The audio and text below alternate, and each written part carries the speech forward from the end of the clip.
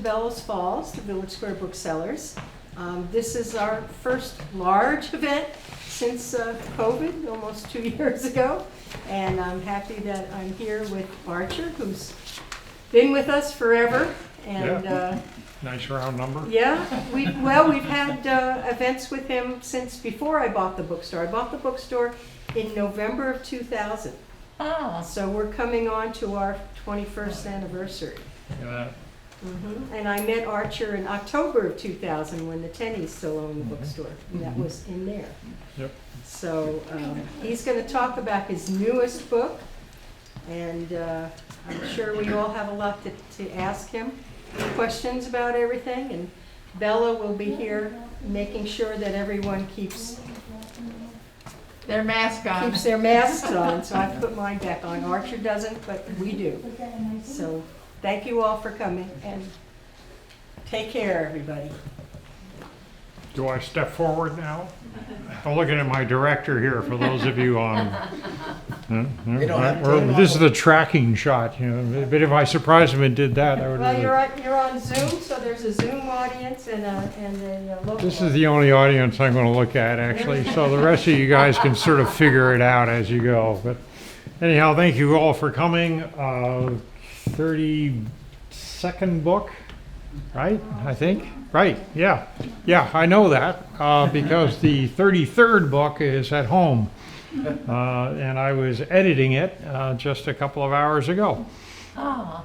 Yeah, so that's going to take me about 3-4 months. That's the process. I take about that period of time to write the book, and then I take about the same period of time to rewrite the book, and rewrite the book, and rewrite the book, and rewrite the book. I'm a terrible writer in my first draft, but I fix and fix and fix and fix, and thank God I started life not as a writer but as an editor. So when I turn things around and look at my own manuscript for the first time after I've sort of written the end, I sort of stand back in horror and say, my God, what a horrible piece of work. And I roll up my sleeves and I tear it all apart and rewrite it. So it's good for we be bipolar human beings, you know, that I can actually put both of me to work. So I'm fairly happy with the results. I just reached page 103 or 6 or something like that. And so far, I can barely see the typescript because it's so covered with pencil marks from my own corrections. And I'll probably do that, just so you know, up to 12 times, 300 pages, again and again and again and again and again. And it's no more than just trying to make the book as smooth and as seamless as possible. Because my goal when I write these books is actually not to tell you a story.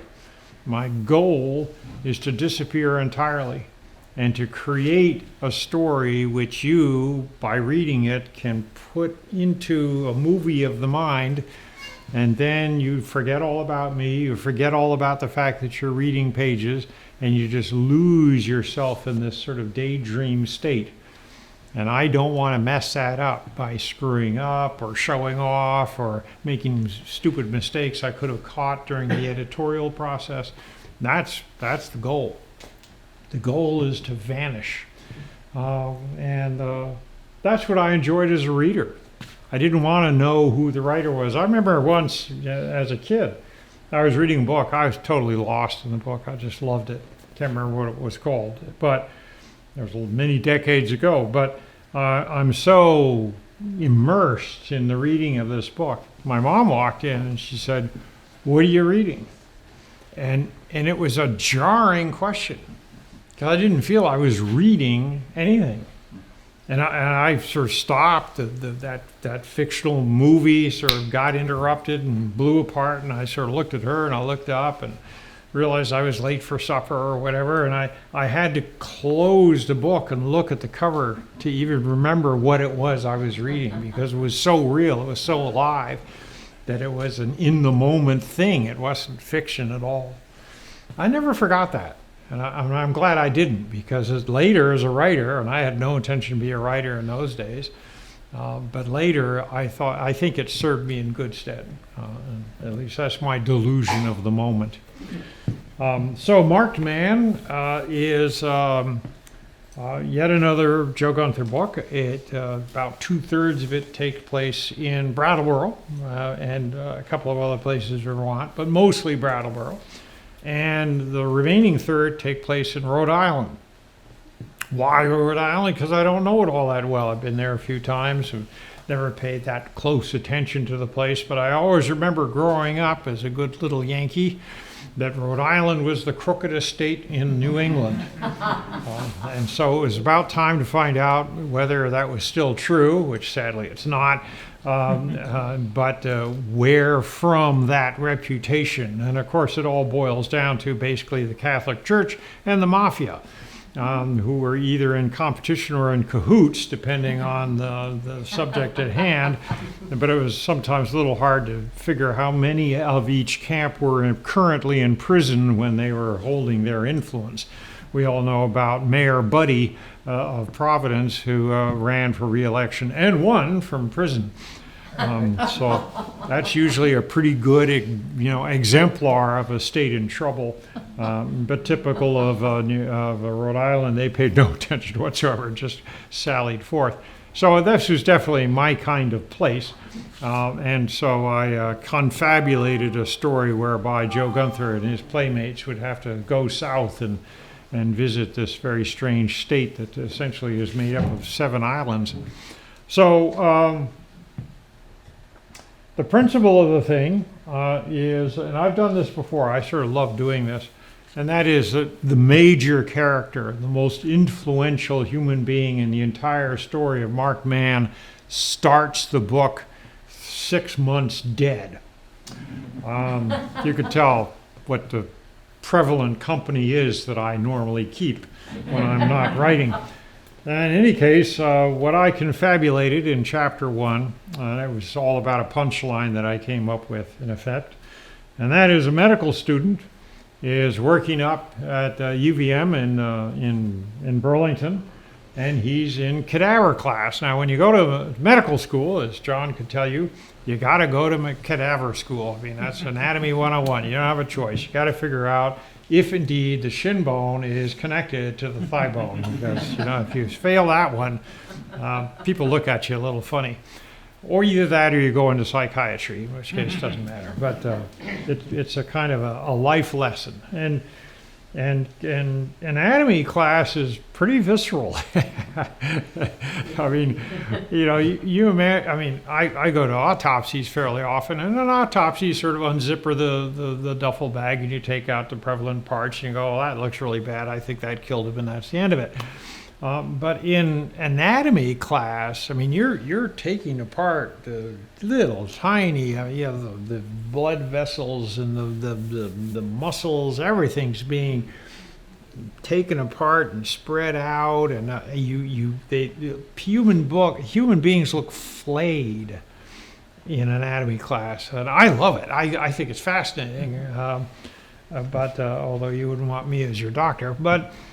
So I have a guy who's probably a little challenged. He's an early medical student, and he's crunching, and he's doing it late at night, and he's got this fella, and this fella donated his body to science, as did both my parents in their turn, and he's working his way up the brain is a separate class, so they sort of work the entire body, and when they hit this portion, they begin to sort of back off.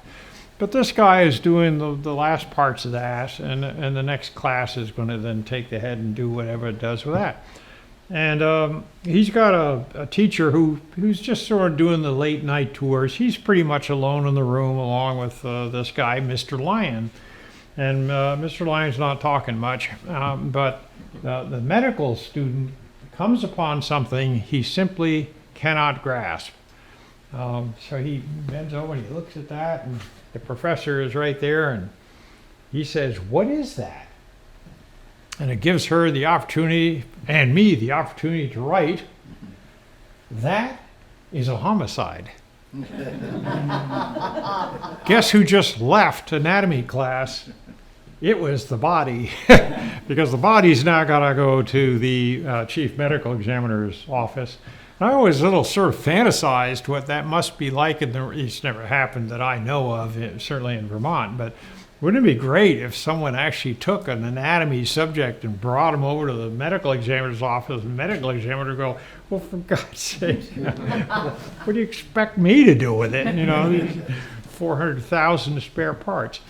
But anyhow, that's where it ends up. And of course, the next phone call is to our illustrious hero, Joe Gunther, and his fearless team of Cape Crusaders, and they get thrown all into the story. I have just described to you part of chapter 1. So we got a long ways to go. It's a complicated, convoluted, upside-down story. That's welcome to the inside of my brain. All my books are going to be a little bit that way, as you painfully know.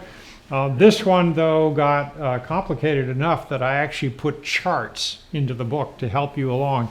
And I talked to one reader who's actually gone through the book, and she said, oh, they were incredibly handy. Thank you very much. You're nodding. Have you been there? Yeah, I just read it. Excellent. Oh, I'm glad. Because I've never done that before. And the publisher never allows me to do stuff like that. I've put character lists. I thought those would be handy. Nah, you can't do I that. kept looking back. Yeah. So I was really pleased that they let me get away with that. So, consumer endorsement.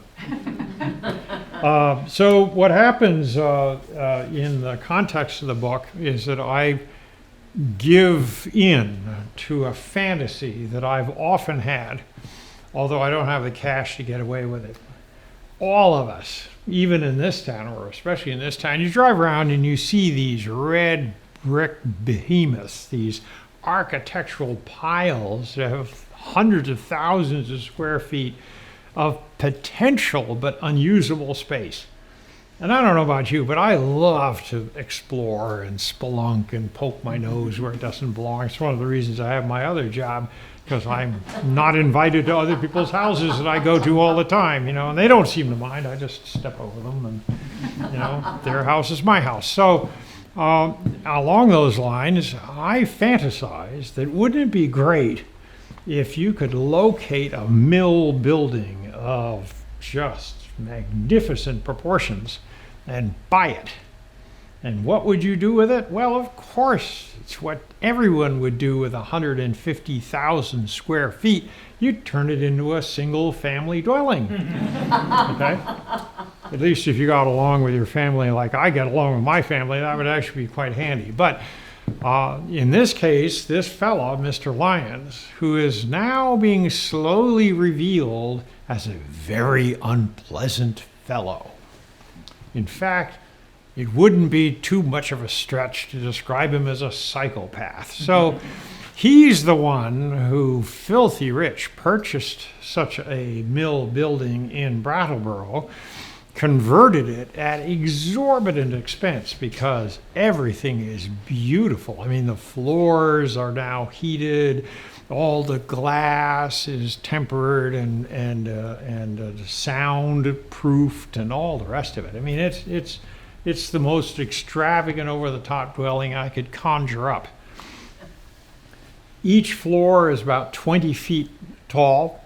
So you could, if you wanted to put a second floor or a huge loft where you could stand up comfortably, you could do it pretty kind of like this environment, but only maybe even a little taller.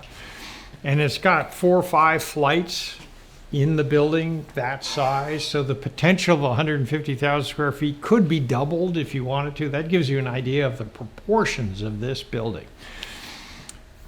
The family, I don't know about you guys' family, but my family would no longer want to share a building with me than they would want to jump off its roof, okay? And I don't fault them for that, because the feelings are entirely mutual. Families are things we're born into. We don't necessarily have to call them our best friends. And so, the occasional card, occasional phone call, that's swell. But cohabitating with all your siblings and your parents and everyone they're married to and all the children they begot, that can get a little awkward. So how did this guy manage to pull this off? Well, Remember, he's not a nice guy, so he blackmails them or coerces them or holds their feet to the fire in some way or another. And of course, he's got $1 billion. So he forces basically these people under this roof. This is a hothouse. And you know what happens in a hothouse in my world? People start killing each other. So Joe Gunther is finding all this out, and he's starting to dig around and try scratching his head, and he discovers that he ought to go to Rhode Island to find out a little bit about the background of the late unlamented Mr. Lyon. And that's what brings us down to Rhode Island. It's allowed me to go down to Rhode Island and poke my nose where it doesn't belong and to describe to you some of the eccentricities of that fine state. I mean, I don't know about you, but when I sit down to a bowl of clam chowder, I have certain expectations. And among them is not that it be bright red and watery. But that's what they call a clam chowder. It's really good, too, once you get over the sort of the visual shock. And there are a variety of other Rhode Island eccentricities that I introduce you to in the book. Did you like it? I did. Go on. It Well, was what else was it she was going to say? complicated. What's It that? was complicated. It was complicated, right. Yeah, no, that was one of the risks you take when you write. And when I write, each book that I begin, I will run that risk of failure because I never want to just write the same book again. That strikes me as being dismissive of you guys and shortchanging my imagination. I want to learn by writing each book, and I want to share that learning with you. So if somebody, as happened early in my career, or some editor in New York went, this is really great. I think he liked the skeleton's knee. So it was like number 3 or something like that. And he said, this is great. Just do that again. Just change a few things up. Never happened. Never will happen. I'd sooner quit. So the next reasonable question, and then we'll actually get to questions because that's why you guys showed up, at least to my expectations, is to ask me questions. But I am sometimes asked, where do I get my ideas? Because all these years later, I'm still cranking out the books, and I hope entertaining. So my answer is a little lighthearted, and that is I wake up in the morning. Because who am I writing about? I'm writing about us. I'm writing about this world, not something fanciful or far-reaching or made up. I write about the things that happen to us on a regular basis or about things that you read in the newspaper. I write about people in crisis, people under stress, people who've had a really bad day and express themselves, shall we say, poorly to someone else's expense. And on down the line. That's what I like to use as the clay with which I build these books.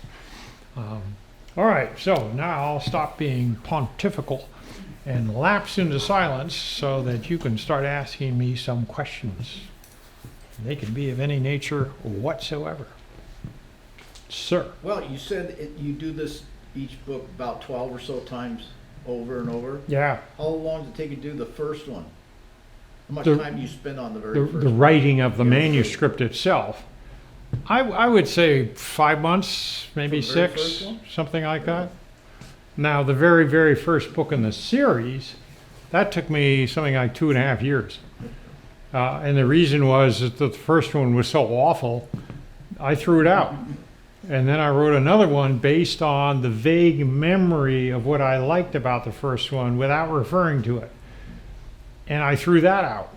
And I'm not kidding. I mean, I actually threw them out. So the third Joe Gunther book, first in the series called Open Season, that damn near wrote itself. I wrote that in 3 months because I had been working so continually at it and refining where I wanted it to take place and who I wanted to have as an actor in it. The first version, for example, took place in Virginia. Didn't even take place in Vermont. So the radicalization of that process was extreme. Ever since, I've always known where I am, who I am, and what are my characters. So yes, there have been evolutions and changes within the series, but you can imagine that's been a lot lighter lifting for me than that very first book. I mean, that was a Herculean change, and I think really beneficial. It served me in good stead.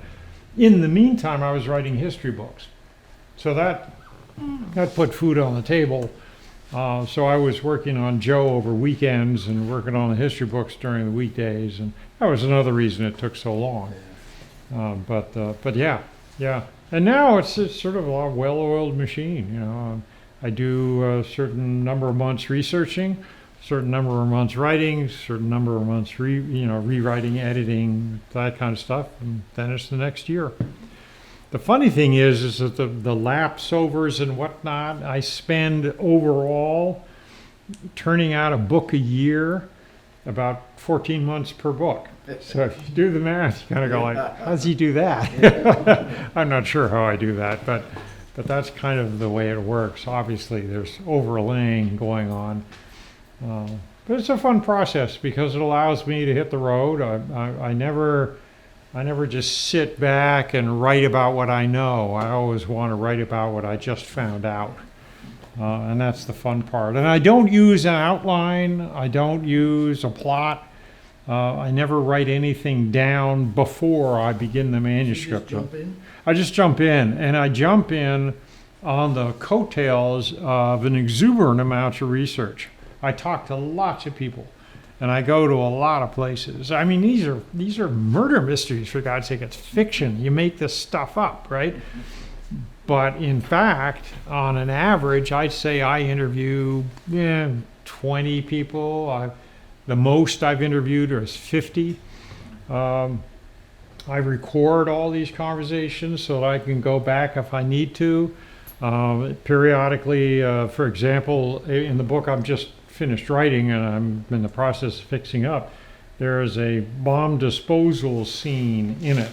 So I spent some quality time, several days, with the Vermont bomb disposal guys, and obviously survived.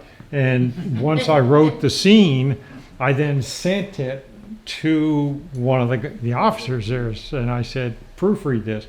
I always have law enforcement, although I was in law enforcement, but nevertheless, I don't want to make any mistakes. And law is oftentimes interpretive, as we well know.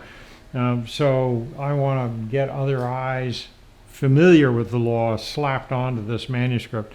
And then, funnily enough, I asked this guy, mark it up and send it back and whatnot. Well, we didn't need to do that because we met over a dead body. And he said, I just finished it, 2 days ago. I was going to write you, but here you are. And no one else was complaining because that's the kind of client base I work with. They're very patient. And so he was able to say, that he really liked the scene that I sent him, which was a full chapter long. And the other thing, even better than that throwaway compliment, he additionally said, boy, that's not a scene I ever want to hope to run into. He got fairly sweaty as he was reading it, going, oh man, this is horrible. But it was realistic and it followed the rules. So I got that right. So that's part and parcel of the process. I do engage my and that's why the acknowledgments at the beginning of every one of these books has that long list of people. They're doing more than just suggesting a word or two. Some of these guys are pretty heavy lifters. And then I just make mistakes because as I write, I'm open to that. Because I want my characters to sort of dictate the direction of the book. If I had an outline, there'd be this mechanical roadmap that I would have to follow. So I might be writing a scene and the character spontaneously, goes right. And in the plot, I figured they would obviously go left. But I didn't know that until I wrote the scene, right? Well, now what do? The plot is sort of dependent on him turning left. the naturalness of the process. He obviously went right. What do I do now? Well, I didn't want that conflict. I didn't want to consider that conflict. So to me, there is no outline. I don't have any roadmap to consider. If the guy wants to turn right, he can turn right. And the reason he can do that is because I over-researched. By interviewing those, 20, 30, 40, 50 people, I've got more information than I possibly need, right? So that was fun for me, entertaining, but you may not benefit from it because I only have one story to tell. I just don't know which direction I'm going to go, but I have enough information that I can go any direction, and I'm on safe ground. So that's sort of how it works. And then, of course, the editing allows me to do not just the subtle stuff that I referred to, such as removing words and making it seamless and smooth and all those polysyllables I used. I also, on occasion, have changed the bad guy because I goofed. I wrote the book, I finished the thing, and I just didn't like who done it. Well, I'm the writer, so guess what? I can change it. That's how many of you guys, when you're reading a book and you turn a page and you look at it and you go, oh, that's not right. Well, I'm the same way, only I get to pull out my pen and go, and change it. It works like a charm. Apparently, John Irving once was found, sort of busted, if you will, in a bookstore. He was sitting in a little chair, not on a cat, and he had one of his own books off the shelf, and he was editing it. And the bookseller said, "Too late, John. It's done. Give it up." So, that's a good point to remember. Once it's out, it's out.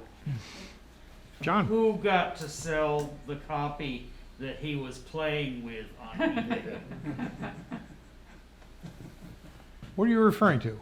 The John Irving story. Oh, yes, I know. Oh my God, yeah. I mean, that would Well, be a treasure. Of course in it the would. bookmark. Of course it would. I would presume that if the bookseller had any wit at all, this is probably how this story got out, was that he scarfed up the book after he threw John out the door for defacing the book and probably billing him for it. And then he put it on his bookshelf, or he sold it for $20,000. Yeah, no lie. Yeah. He probably said, "Would you mind autographing this before you leave?" That's right. My heart doesn't bleed for multimillionaire John Irving. I think he's doing just fine. Thank you very much. Who else? Yes. Can you give me a little history of when you were a policeman and when you were a... Oh, Lord God, I'll try to remember. I'm pretty bad at stuff like that because suffice it to say that at one point, I had 3 full-time jobs running simultaneously. I was writing the books, I was in law enforcement, and also working for the medical examiner. Now, the way that you define a full-time job, I mean, you have to go to the boss and say, is this a part-time, or am I a per diem? How do you describe this? And each one of my employers, including myself, since I write for myself, had to say, well, yeah, you're putting in 40 hours a week. That defines, full-time job. And that's what I was doing. Now, I'm not really playful to live with because I like to work and I don't like to vacation, nor do I like to weekend, nor do I like to Sunday morning, nor do I like to sleep. I barely eat, for God's sake. I'm a little bit the Energizer Bunny. The worst thing you can do for me is to sit me on a beach and tell me to admire the sunset. I just like, man, can I do something? So I began life as, in the context of your question, in 1980 is when 1979 is when I quit working, 1978 is when I quit working full-time with benefits and retirement for anybody. I just went, you know what? I know people call it the golden parachute and the chains and all the rest. I didn't want any of it. I was far happier running the risk of getting unemployed or fired or whatever than to work for the company store. It just wasn't in my nihilistic heart. So about that time, I began to freelance, and I've been a contractor ever since. So as a result, if I see something that I think is interesting, I can often cross the threshold and say to that potential employer, I have an hourly wage that I will present to you. If you can match or arbitrate that wage to everyone's satisfaction, I will work for you. No benefits, no medical, no retirement, no time off, or anything else. If you got workman's comp, I'll take that, but you probably have that anyhow. The rest of it, I'm a free rider. Well, their eyes light up. They're totally delighted with that, because if I don't show up for work, I don't get paid. If I get sick, I don't get paid. They're delighted. It also allows me to work at 3 in the morning instead of 3 in the afternoon if I so choose, because if I bring in the work as well as submit for the hours, they're happy campers. Well, medical examination, EMS, law enforcement, any of the other various occupations for which I've been paid, there are no hours. There's no 9 to 5. And as a result, I made it all work. Every once in a while it was, shall we say, wicked sleep deprived. But that doesn't seem to be a big problem either, because everybody in those businesses is sleep deprived. You show me a cop who doesn't have dark ridges under his eyes or her eyes. It's just an exhausting bunch of jobs. But they were important to me for any number of reasons, not the least of which was that from the get-go, the one thing I didn't want to have facing me in my mirror every morning was just a writer. I wanted someone who was a writer, but who was also useful to his community. That was huge to me. My background is a little lumpy and a little odd and very peripatetic, and now that I was rooted in a community, and I've lived in the same house now for 40 years. So, and that was a huge contrast to the bum who just lived off the road. So the transition was cemented in place by community service. Well, it's utterly selfish, of course, because that means now I have something to write about, right? So it's not that I'm a goody two-shoes. I try to do the best possible job I can depending on whatever hat I'm wearing, but most of us do our best work when we self-enrich, when we get something out of that job that just makes us feel pretty nifty keen. And I've loved all those various occupations I got into. So, with all that having been said, in 1980, I put my shingle out as a writer. I finally leave where I was situated temporarily, which was Texas of all places. Do you think I fit well into Texas? I did not, curiously, yes. I do far worse now. Anyhow, so I came up to where most people were unemployed and a little bit eccentric and a little crazy. They all had multiple jobs. And of course, I was Vermont. I was a custom fit for the state of Vermont. I hung out my shingle, as I said. I said, I'm here to write the great American novel. I went through my life savings in approximately 3 weeks, and then realized that I probably ought to do something a little more reliable than fiction. And that's where I fell onto history, because I have a degree in history, and so I hired myself out as a freelance historian.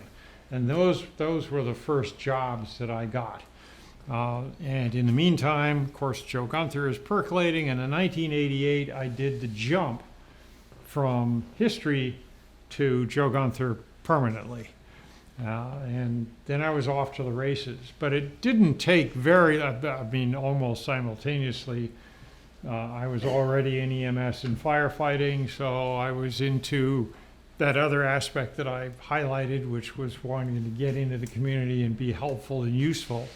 but I also had good stuff to write about. And it wasn't very long after that that the chief medical examiner contacted me and said, look, we have just redesigned the entire operation. We just did it last year. And I expected you to be the very first guy to show up as one of our investigators. And I said, well, you never told me about the system. So now that you have, yeah, I'll sign up. So that was about 20 years ago. And shortly thereafter, I'm sitting down with a guy named Will Hoyt, who was a sergeant here with the Bells Falls PD.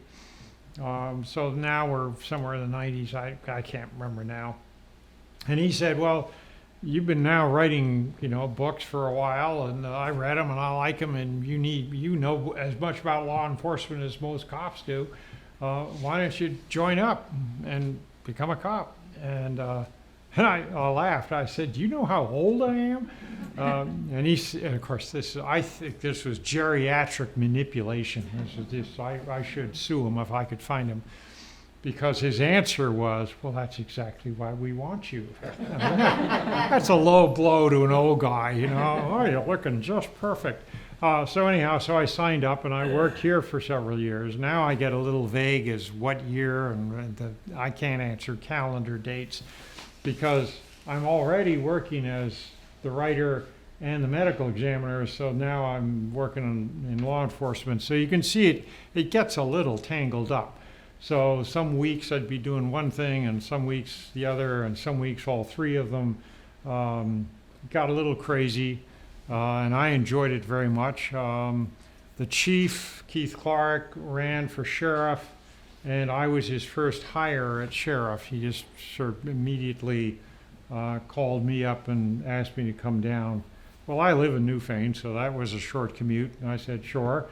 But I didn't want to chase taillights. I'm not, by comfort, I'm not a patrol officer. I'm an investigator. That's my you just get to identify what you like and probably do best.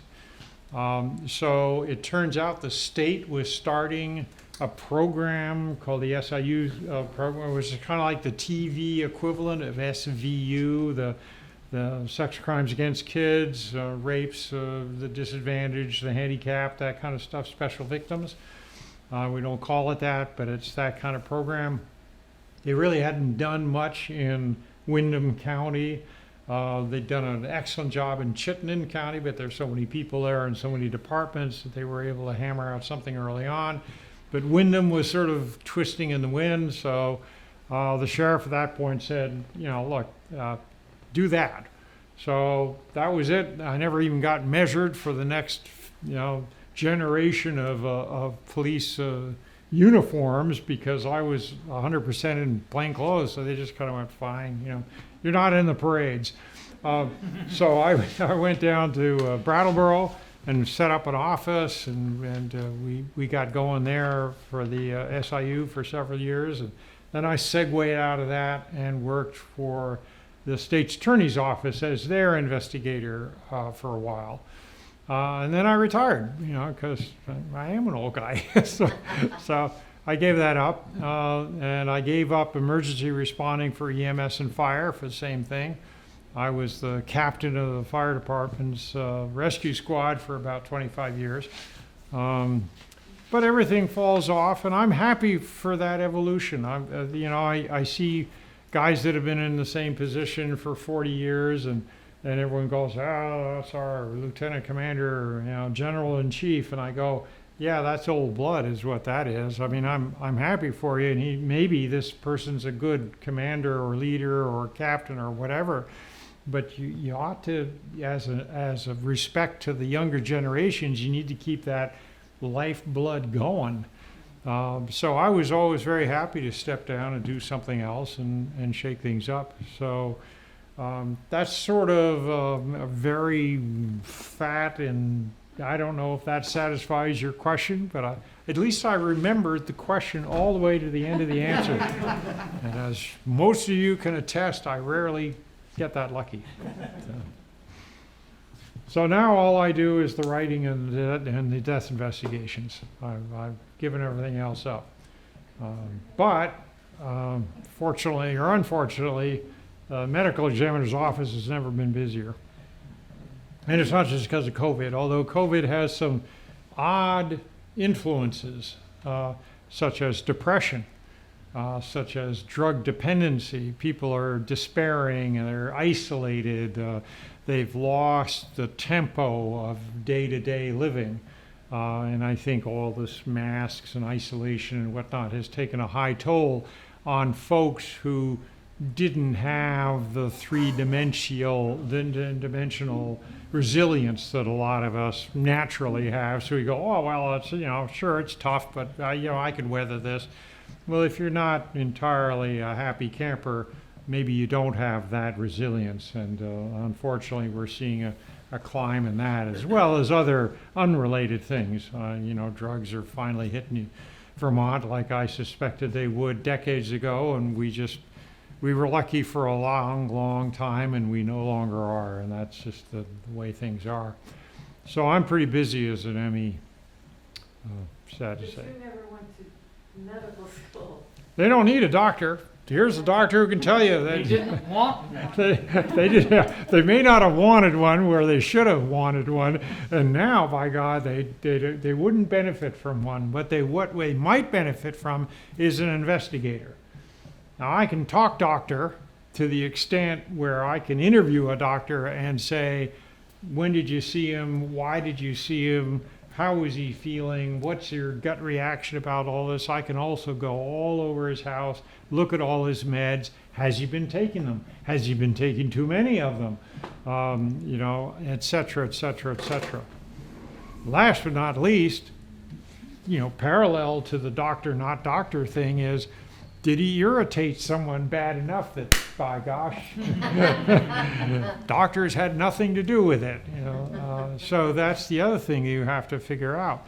Just because a guy was 108 years old, was a lifetime alcoholic, smoked a carton of cigarettes a week, that doesn't mean he died of all that stuff. He could have an axe in his back because he got into a, contretemps with some family member. So that's what we do. In the old days, you're quite right, and traditionally it used to be that if you had a medical examiner system, you had the chief, and then the chief would reach out to all the various counties or locales of his or her state, and they would have doctors, who, because there was it's a medical examiner system, so you've got to have medicos involved in it. That was the thinking. And it was only evolutionarily speaking that people began to realize, hang on, medicine's becoming way too complicated for doctors to go rushing around acting like Dick Tracy. For one thing, the waiting rooms are more and more filled. The other thing is that their workloads are getting heavier and heavier. The complexities of everything involved in both medical examination and just the medical practice is such that you simply can't and shouldn't do both simultaneously.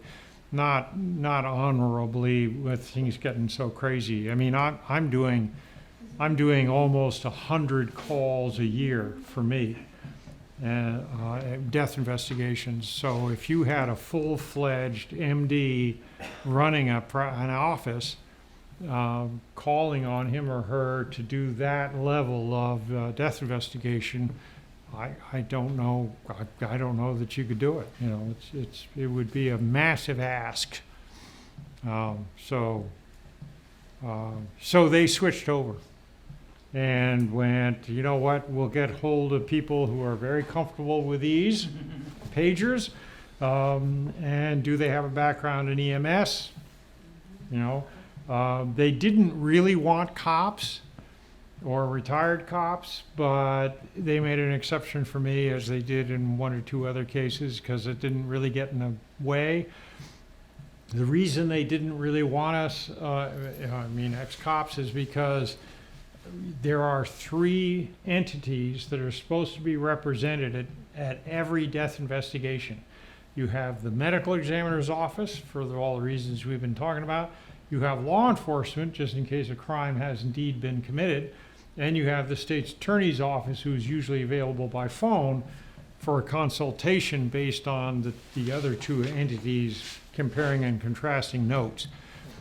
So if you happen to be a cop and the medical examiner, well, then that screws up that system. So I was happy back in my law enforcement days to just say, look, I'm not here as a cop, or I did a couple of deaths here in Bells Falls. I'd say, I'm here as a cop.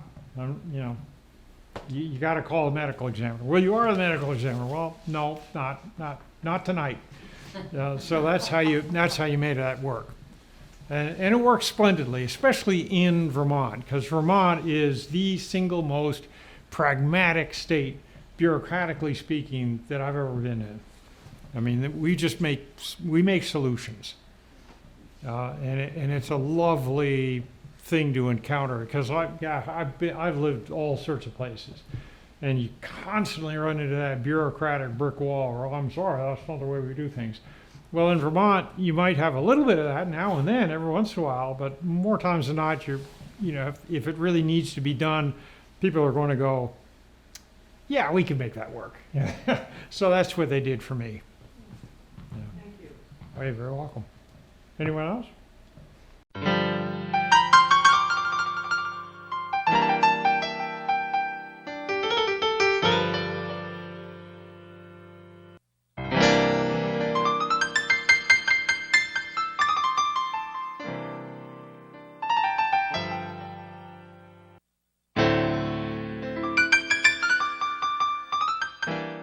Your voice, your opinion, your community. Fact TV, free speech protected.